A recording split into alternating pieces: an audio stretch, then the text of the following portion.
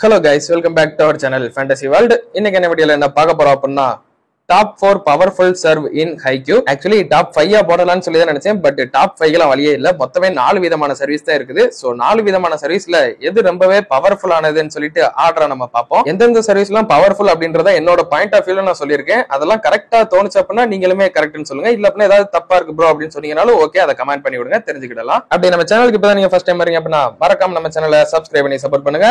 இப்ப இந்த வீடியோவை ஸ்டார்ட் பண்ணிடலாம். நம்பர் 4ல இருக்கிற சர்வீஸ் வந்துட்டு நார்மலான ஸ்டாண்டிங் சர்வ். இதுல சிம்பிளா சொல்ல போனா அப்படின்னா ஒண்ணுமே கிடையாது. இந்த சர்வீஸ்ல ஜஸ்ட் நார்மலா தூக்கி போட்டு சர்வீஸ் பண்றதுதான். இது எந்தவித பவர்ஃபுல்லும் கிடையாது, ஒரு எஃபெக்டிவும் கிடையாது, எதுவுமே கிடையாது. ஆனா இந்த சர்வீஸையுமே எஃபெக்டிவா யூஸ் பண்ணக்கூடிய ஒரு சிலர் இருக்கிறாங்க. லைக் சுகவரா, சும்மா போனோம் நின்னு தட்டுனோம் வந்தோம் அப்படின்னு மட்டும் கிடையாது. லைக் ஹினாட்டா மாதிரி அது மாதிரிலாம் பண்ண மாட்டான் சுகவரா. போய் யார் அங்க வீக்கானவங்களோ அவங்களுக்கு அடிச்சு கொஞ்சம் அவங்கள நகட்ட விட்டுட்டு செட்டுக்கு பால கரெக்டா கொடுக்காத மாதிரி தான் அவன் சர்வீஸ் பண்ணுவான். இதை நீங்க இனார்சாகி மேட்ச்ல கூட பாத்துருக்கலாம். அவங்களோட ஏஸ் தான் வீக்கெண்ட் தெரிஞ்சுக்கிட்ட அப்புறம் ஆரன் ஓஜிராவை எப்படியாவது முட்டி போட்டு பால் எடுக்க வைக்கிற மாதிரி பண்ணணும்னு சொல்லிட்டு அவனுக்கு முன்னாடியே தான் தட்டுவான். இதை சூக்கி கூட கடைசியில பண்ணுவான். சோ இந்த சர்வீஸ் இந்த ஒரே ஒரு விதத்துல மட்டும் தான் நீங்க பவர்ஃபுல்லாவே கன்சிடர் பண்ண முடியும். ஜஸ்ட் அந்த யார் அங்க வீக்கா இருக்காங்களோ அவங்க கையில தட்டி விட்டு அவங்களை கொஞ்சம் மூவ் பண்ண வச்சிட்டாலே போதும். வேலை ரொம்ப சிம்பிள். செட்டுக்கு அங்க பால் மிஸ் ஆயிடும், ஆட்டோமேட்டிக்கா அவங்களோட ஃபார்மேஷனும் கலைஞ்சிரும். இந்த சர்வ் என்னதான் ரொம்ப பவர்ஃபுல்லா இல்லைனாலும் ஜஸ்ட் இந்த ஒரே ஒரு விஷயத்துக்கு மட்டும் யூஸ் ஆகும். அதே ஆப்போனன்ட் டீம்ல யாருமே வீக்கானவங்க இல்லன்னு தெரிஞ்சுக்கிட்டீங்க அப்படின்னா கண்டிப்பா இந்த சர்வீஸ்க்கு அங்க வேலையே கிடையாது. அப்படி பாக்குறப்ப மோஸ்ட்லி இந்த சர்வீஸ்க்கு யாருமே ப்ரையாரிட்டி கொடுக்கவே மாட்டாங்க. இது ஜஸ்ட் வாலிபால் பழகிறப்ப உங்களுக்கு பேசிக்ஸ்க்கு இந்த சர்வீஸ் நீங்க யூஸ் பண்ணிக்கிடலாம். ஆனா இதுக்கப்புறமா நீங்க கண்டிப்பா இன்னும் உங்களை எஃபிஷியன்டா மாத்தணும் அப்படின்னா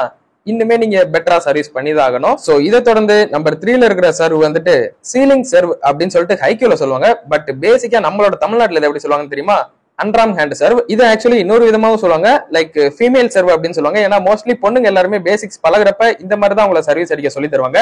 லைக் பசங்களுமே ஃபர்ஸ்ட் இப்படிதான் சொல்லி தருவாங்க. பட் நம்ம பையில தான் ஆர்வ கோளாறு இல்லையா, அதனால எவனும் எடுத்தோன்னே இந்த அன்ராம் ஹேண்ட் சர்வீஸ் எல்லாம் போட மாட்டாங்க. அது மட்டும் இல்லாம ஃப்ரெண்ட்ஸ் எல்லாம் வந்துட்டு இதெல்லாம் பொண்ணுங்க அடிக்கிற சர்வீஸ் அப்படின்னு சொல்றாங்கன்னா போதும், இவங்களுக்குமே அடிக்கணும்னு தோணும். அதனால நார்மலா ஸ்டாண்டிங் அடிக்க தான் பார்ப்பாங்க நம்ம பயில்கள்லாம். அதனாலயே மோஸ்ட்லி இந்த மாதிரி சர்வீஸ்க்கு பசங்க யாரும் ப்ரிஃபரன்ஸ் தர மாட்டாங்க. மோஸ்ட்லி கேர்ள்ஸ் எல்லாருமே மேட்சஸ்ல இந்த மாதிரி சர்வீஸ் தான் யூஸ் பண்ணுவாங்க. அதுவும் நான் சொல்றது சும்மா சின்ன சின்ன மேட்சஸ்ல ஒரு டிஸ்ட்ரிக்ட் லெவல், ஜோனல் லெவல் அந்த மாதிரி கேர்ள்ஸ் சொல்றேன். நேஷனல் லெவல்லாம் போனீங்க அப்படின்னா இதெல்லாம் நீங்க எங்கேயும் எக்ஸ்பெக்ட் பண்ண வேணாம். சரி ப்ரோ, இந்த சர்வீஸ்னால என்ன எஃபெக்டிவ் இருக்கு அப்படின்னு சொல்லிட்டு கேட்டீங்க அப்படின்னா இதை நீங்க அந்த ஒரு பையன் அந்த கராசனோ ஃபர்ஸ்ட் ரவுண்ட் விளையாடுறாங்க இல்லையா, அந்த ஒரு பையன் மேட்ச்ல யூஸ் பண்ண பாத்தீங்களா, அதுவே வேற லெவல்ல இருக்கும். எனக்கே அதை ஃபர்ஸ்ட் டைம் பார்த்துட்டு ஷாக் ஆயிடுச்சு. கிட்டத்தட்ட ஒரு 7 வருஷம் வாலிபால் விளையாண்டுருக்கோம். நம்ம இந்த சர்வீஸ் இவ்வளவு நாள் நம்ம கிண்டல் தானடா பண்ணிக்கிட்டு இருந்தோம், இந்த சர்வீஸ்ல இவ்வளவு ஒரு எஃபெக்டிவானது இருக்கு அப்படின்னு சொல்லிட்டு அவன் அடிச்ச சர்வீஸ் பார்த்ததுக்கு அப்புறம் தான் சிங்க் ஆச்சு எனக்கு. சரி, ஒருவேளை நம்மளும் இப்படி பால ஹைட் அடிச்சு விட்டா கண்டிப்பா அது கஷ்டம் இல்ல அப்படின்ற அப்பதான் நான் அதை யோசிக்கவே செய்யறேன். மோஸ்ட்லி இந்த அன்ராம் சர்வீஸை சும்மா அடிக்க தெரியாதவங்க உள்ள தட்டி விடுறதுக்காக மட்டும்தான் இது வரைக்கும் யூஸ் பண்ணிக்கிட்டு இருந்தாங்க அப்படின்னு சொல்லி தான் நான் நினைச்சேன். எல்லாரும் அப்படிதான் பண்ணுவோம். ஃபர்ஸ்ட் நம்ம விளையாட தெரியாதப்ப விளையாட பழகிறதுக்காக இந்த மாதிரி தட்டி விட்டுக்கிட்டு இருப்போம்.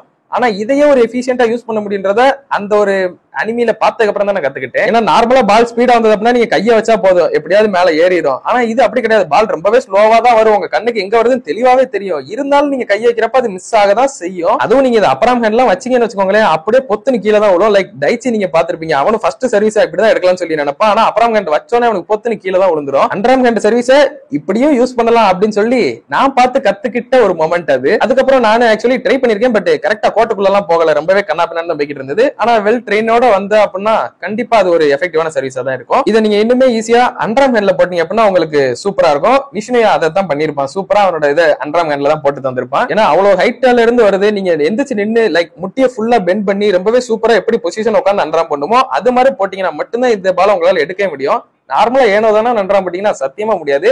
அந்த அளவுக்கு ஒரு எஃபெக்டிவான சர்வீஸ் இது. அதனாலயே இந்த ஒரு சர்வீஸை நம்பர் 3ல தூக்கி வச்சிருக்கிறேன். அதை தொடர்ந்து நம்பர் 2ல இருக்கிற சர்வ் வந்துட்டு ஜம்ப் ஃப்ளோட். ஆக்சுவலி இந்த சர்வீஸை நீங்க ஹைக்யூல பார்த்ததுக்கு அப்புறம் உங்களுக்கு இது ரொம்பவே ஃபேவரட்டான ஒரு சர்வீஸா இருந்திருக்குன்னு சொல்லி நினைக்கிறேன். பட் நான் ரொம்ப பார்த்து பயந்த ஒரு சர்வீஸ் எனக்கு இதுதான். நானும் லேண்டரிங் இல்லையா, அதனால எனக்கும் தெரியும் கண்டிப்பா ஜம்ப் ஃப்ளோட் தான் ரொம்ப கஷ்டம்னு சொல்லிட்டு. ஏன்னா ஒரு ஜம்ப் சர்வீஸ் அடிச்சா கூட அதை கையை வச்சா எப்படியாவது ஏறிடும்னு ஒரு நம்பிக்கை இருக்கும். ஆனா இந்த சர்வீஸ் அப்பெல்லாம் நீங்க எதிர்பார்க்கவே முடியாது. அப்புறம் ஹேண்ட் போட்டா மட்டும்தான் நிக்கிறதுக்கு சான்ஸே இருக்குது. ஒருவேளை அடிக்கிறவனுக்கு பால் சரியா கையில படாம ஃப்ளோட் ஆகாம இருந்தது அப்படின்னா நீங்க அன்றாம் போட்டு அதை சூப்பரா ரிசீவ் பண்ணிக்கிடலாம். மத்தபடி நல்லா ஜம்ப் ஃப்ளோட் அடிக்கிற ஒருத்தர் உங்க கையில சிக்கிட்டான்னு வச்சுக்கோங்களேன், அவன் உங்களை வச்சு செஞ்சிருவான். அப்படித்தான் யாமகுச்சி ஒரு டீமே போய் வச்சு செஞ்சுக்கிட்டு இருப்பான். ஆனா இதோட டிஸ்அட்வான்டேஜ் என்ன, கண்டிப்பா அந்த அப்ராம் ஹேண்ட் தான். அப்ராம் ஹேண்ட்ல நீங்க இதை ஈஸியாவே போட்டுடலாம். மோஸ்ட்லி அதனாலேயே ஜம்ப் ஃப்ளோட் வந்து அப்ராம் ஹேண்ட் போட்டு தான் எல்லாருமே சொல்லி கொடுப்பாங்க, எல்லா கோச்சஸ்மே. ஏன்னா நீங்க அன்றாம் வைக்கிறப்ப கண்டிப்பா அது உங்க கையிலேயே பட்டாலும் எங்கிட்ட தெரிவிக்க தான் வாய்ப்பு இருக்குது. அது ரொம்பவே அக்யூரேட்டா கையில பட்டா மட்டும்தான் உண்டு. ஆனா அப்புறம் ஹேண்ட்ன்றப்ப அது பிரச்சனையே இல்லை. நீங்க கொஞ்சம் முன்னாடி வந்து 10 விரல்ல கரெக்டா போட்டீங்க அப்படின்னா அது ஆல்மோஸ்ட் கரெக்டா போயிடும். இந்த ஒரே ஒரு டிஸ்அட்வான்டேஜ் இருக்கிறதுனால மட்டும்தான் நான் இதை செகண்ட் பொசிஷன்ல போட்டிருக்கேன், இல்ல நம்பர் 1ல கூட போட்டிருப்பேன். அந்த அளவுக்கு ஒரு பயங்கர எஃபெக்டிவான ஒரு சர்வ் இது. சோ ஒருத்தன் ஜம்ப் ஃப்ளோட் அடிக்க வரானா நீங்க ஒரு 2 ஸ்டெப் முன்னாடி போய் அப்புறம் ஹேண்ட் போட்டு கொடுத்துட்டா அவனுக்கு அவ்வளவுதான். அதுக்கடுத்து அவனால எதுவுமே பண்ண முடியாது. நீங்க எப்படிப்பட்ட பாலா இருந்தாலும் ஈஸியா போய் அப்புறம் ஹேண்ட் போட்டுடலாம், அது ஒன்றும் பிரச்சனை கிடையாது. ரொம்ப பவர்ஃபுல்லா ஜம்ப் ஃப்ளோட் அடிக்கிறவங்கன்றதெல்லாம் ரொம்பவே ரேர் தான். சோ ஜம்ப் ஃப்ளோட்டை எடுக்கிறதுக்கு அப்புறம் ஹேண்ட் அப்படின்னு சொல்லிட்டு ஒரு சூப்பரான சொல்யூஷனுமே அதுக்கு இருக்குது. ஆனா சில நேரத்துல அதுவும் கை கொடுக்காம போயிடும். அதனால நல்லா அப்புறம் பாஸ் போட்டு பழகிக்கோங்க. அப்ப மட்டும்தான் கண்டிப்பா ஜம்ப் ஃப்ளோட்ல இருந்து சர்வே பண்ணவே முடியும். அதை தொடர்ந்து நம்பர் 1ல இருக்கிறது வந்துட்டு ஆப்வியஸா எல்லாருக்குமே தெரிஞ்சிருக்கும். மீதி இருக்கிறது ஒரே ஒரு சர்வ் தான், ஜம்ப் சர்வ். நீங்க எல்லாரும் கேட்கலாம் ஜம்ப் ஃப்ளோட் கூட கஷ்டம், ஆனா ஜம்ப் சர்வீஸ் கைய வச்சாலே ஏறிடுமே ப்ரோ அப்படின்னு சொன்னீங்களே, அப்படின்னா இதைத்தானே நம்பர் 2ல போட்டு அதை நம்பர் 1ல போட்டுருக்கணும் அப்படின்னு கேட்டீங்க அப்படின்னா கைய வச்சா ஏறும்னு சொன்னேன். ஆனா கரெக்டா ஏறும்னு நான் சொன்னேன். எப்பயாவது கைய வச்சீங்க அப்படின்னா கண்ணா பின்னாடி ஏறும். அதுவும் ரொம்ப பவர்ஃபுல்லா இருந்தது அப்படின்னா எக்கு தப்பா ஏறும் பால். அண்ட் அதை விட ரொம்ப முக்கியமா இது பால் இன்ல உழுகுதா இல்ல அவுட்ல உழுகுதான்னு சொல்லிட்டு உங்களால பிரெடிக்ட் பண்ணவே முடியாது. ஒரு நார்மல் ஸ்டாண்டிங் சர்வீஸோ இல்ல ஜம்ப் ஃப்ளோட்டோனா பால் கொஞ்சம் மெதுவா வரும், உங்களால கெஸ் பண்றதுக்கு ஒரு டைம் கிடைக்கும். ஆனா இந்த சர்வீஸ் நீங்க கெஸ் பண்ணவே முடியாது. நீங்க கெஸ் பண்ற அந்த ஒரு செகண்ட்ல பால் டக்குன்னு வந்துட்டு போயிடும். அதுக்கப்புறம் உங்களால ஒண்ணுமே பண்ண முடியாது. நார்மலா ஒருத்தன் ஜம்ப் சர்வீஸ் அடிக்க அப்படின்னா அதை எடுக்கிறது ரொம்ப ரொம்ப ஈஸி. அதை நீங்க டாப் 4ல சொன்னேன் பாத்தீங்களா, ஒரு நார்மல் ஸ்டாண்டிங் சர்வீஸ், அதை கூட நீங்க இதை கம்பேர் பண்ணிக்கிடலாம். லைக் யார் எக்ஸாம்பிள் சொல்லலாம், டனாக்கா எடுத்துக்கோங்களேன். ஏன்னா டனாக்கா வந்துட்டு ஜம்ப் சர்வீஸை பொறுத்தவரை கத்துக்குட்டி தான். அவன் அடிக்கிறத ரொம்பவே ஈஸியா இருக்கா அப்படின்ற மாதிரி இன்ஸ்டன்டா ரிசீவ் பண்ணி தருவா இல்லையா. ஏன்னா அவங்கள ஜஸ்ட் இப்பதான் பழகுறாங்க. பேசிக்கா ஜம்ப் சர்வீஸ் பழகுறப்ப ரொம்ப பவர் எல்லாம் போட மாட்டாங்க, ஜஸ்ட் பால ஸ்ட்ரோக் பண்ணதான் செய்வாங்க. ஸ்ட்ரோக் மீன்ஸ் பால் கரெக்டா ரோல் ஆகணும் அப்படின்றது தான் அப்படி சொல்லுவாங்க.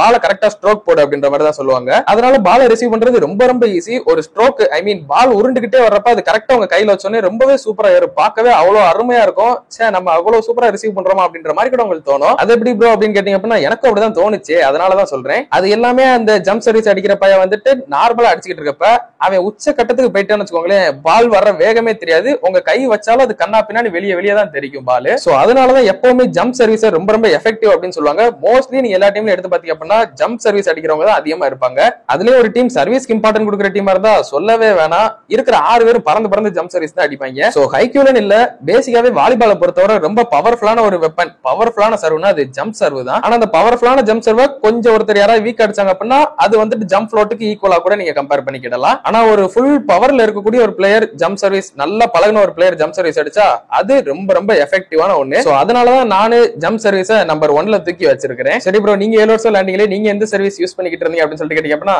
சர்வீஸே இல்லன்ற மாதிரி சொல்லிட்டாங்க எனக்கு. ஆப்வியஸ்லி ஏன்னு சொல்லிட்டு உங்களுக்கே தெரிஞ்சிருக்கும், லிப்ரோ அப்படின்ற பொசிஷன்னால. லிப்ரோக்கு வாலிபால்ல சர்வீஸ் கிடையாது. பட் யூஸ்வலா நான் பிராக்டிஸ் பண்றப்பெல்லாம் எப்பவுமே ஜம்ப் சர்வீஸ் தான் பிராக்டிஸ் பண்ணேன். சோ நான் எப்பவுமே யூஸ்வலா ஜம்ப் சர்வீஸ் தான் அடிப்பேன். ஆனா ஒரு ரியல் மேட்ச் போறப்ப அதுல எனக்கு சர்வீஸ் ஆப்பர்ச்சுனிட்டி கிடைக்காது. சோ இந்த 4 விதமான சர்வீஸ் தான் இப்ப வர வாலிபால்ல இருக்குது. இதுல மோஸ்ட்லி எல்லாருமே யூஸ் பண்றது இந்த ஃபர்ஸ்ட் 2 சொன்னேன் பாத்தீங்களா, அந்த 2 சர்வீஸ் தான். இதை தவிர விளையாட தெரியாத ஒரு சில பசங்க அந்த 4th சர்வீஸை யூஸ் பண்ணுவாங்க. அப்புறம் அந்த நம்பர் 3 என்ன பொறுத்தவரை பாய்ஸ் டீம்ல அப்படி யாருமே யூஸ் பண்ணது கிடையாது. ஒருவேளை ஹைக்யூ பார்த்ததுக்கு அப்புறம் வேணா இதுல இருந்து இன்ஸ்பயர் ஆகி யாராவது ஒரு சிலர் ஹைட் அடிக்க ட்ரை பண்ணி அப்படி பண்ண வேணா வாய்ப்பு இருக்குது. பட் அதெல்லாம் ரொம்பவே கஷ்டங்க. அவ்வளவு ஹைட்டா குத்தி விட்டுட்டு கரெக்டா அந்த ஒரு 9 into 18 மீட்டர் கோட்டுக்குள்ள விழுகிறது ரொம்ப ரொம்ப கஷ்டமான ஒரு காரியம் தான். சோ நீங்க ஒரு வாலிபால் பிளேயர் எடுத்திருந்தீங்க அப்படின்னா நீங்க எந்த மாதிரி சர்வீஸ் எல்லாம் யூஸ் பண்ணிருக்கீங்க, அண்ட் இப்ப நான் சொன்ன சர்வீஸ்ல உங்களுக்கு எந்த டைப் ரொம்ப பிடிச்சிருந்ததுன்றதையும் மறக்காம கமெண்ட்ல சொல்லிட்டு போயிருங்க. அப்படியே இந்த வீடியோ பிடிச்சிருந்தா ஒரு லைக் போட்டு நம்ம சேனல் இது வரைக்கும் சப்ஸ்கிரைப் பண்ணாதவங்களும் சப்ஸ்கிரைப் பண்ணி வச்சுக்கோங்க. நான் உங்களை இன்னொரு நல்ல வீடியோல மீட் பண்றேன்.